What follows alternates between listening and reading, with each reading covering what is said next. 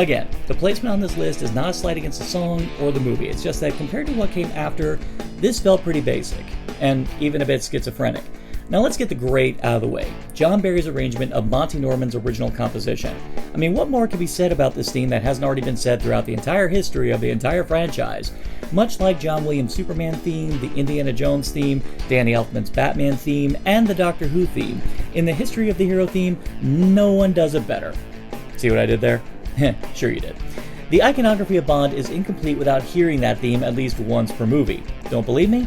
Amongst the many things that made Never Say Never Again feel like the hollow endeavor it was, didn't it just feel wrong not hearing this over an action sequence? Vastly more improved, am I right? When it's used correctly, it just boosts the awesomeness of a scene tenfold. Except this scene. I'm unpacking my luggage and casually checking for bugs. Da-da-da-da! Despite that weirdness, it's a theme for the ages, and it should never be separated from this franchise.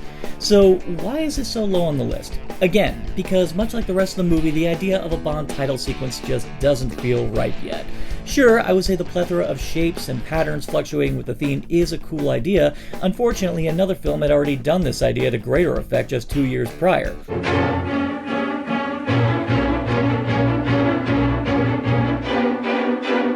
It also helped that during the course of the credits, the text just kept fracturing, which led to the idea that it was designed to be an audiovisual representation of Norman Bates' psyche. Now, granted, Dr.No is in color, but in the end, what does that really hint to us about what we're going to see? For all we know, we're going to see a really badass kids show teaching us about shapes. Then, in an insanely jarring shift in tone, we dance.